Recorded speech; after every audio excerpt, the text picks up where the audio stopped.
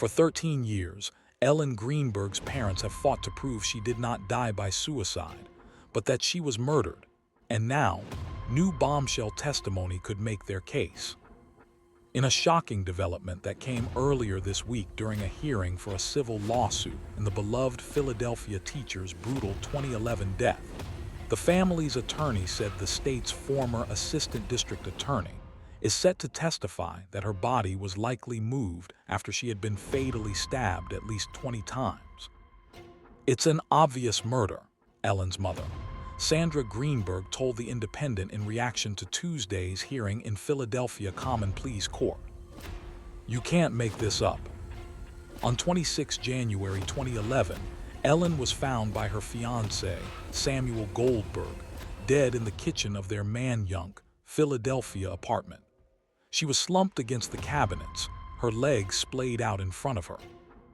The 27-year-old elementary school teacher had at least 20 stab wounds, many to the back of her head and neck.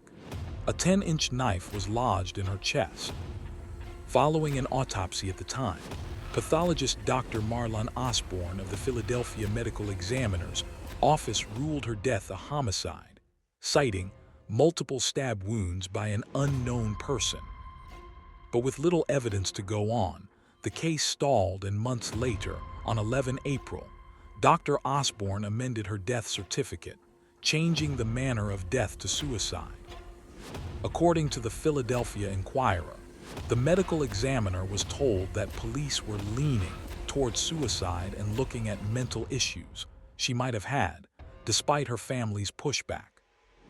Records show Ellen was being treated for anxiety at the time, but the family's experts hired over the years have found it's unlikely her medications contributed to suicidal thoughts.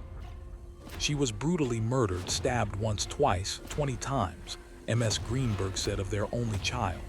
"That's rage. She did not do that to herself."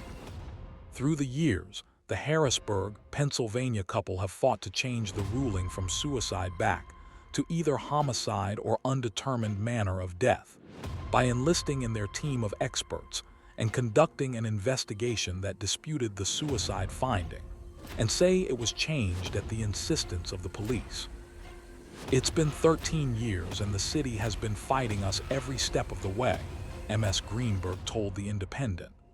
"Ellen was a Philadelphia girl. She deserves better from her city."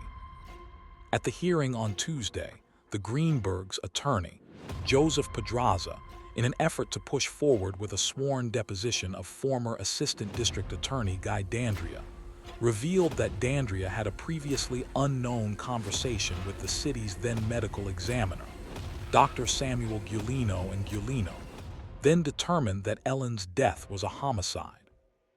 Dandria had first-hand knowledge of the file and evidence, Mr. Pedraza told the judge.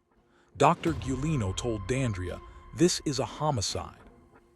Mr. Giulino allegedly told Mr. Dandria that Ellen's body had been in a supine position for a period of time, he continued.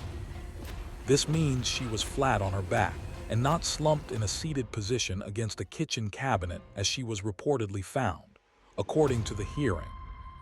Mr. Pedraza said that the medical examiner told Mr. Dandria that her body was likely moved, and that they were able to tell by how the blood on Ellen's face had dried up. He also said there was no evidence that emergency responders were the ones who moved her body.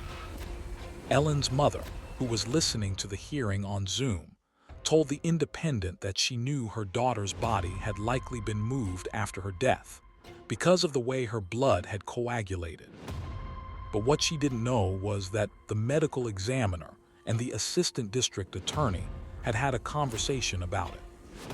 Mr. Dandria is also set to argue that, according to the medical examiner, one of the stab wounds would have immediately incapacitated her, making self-infliction unlikely. The court is allowing the Greenbergs' attorneys to move forward with discovery and depositions in the case. Their deadline is 6 May. MS Greenberg said she doesn't want to get her hopes up after 13 years of roadblocks and disappointment, but said she is pleased with the court's decision to allow Mr. Dandria to be deposed and believes that he can bring new evidence to the investigation.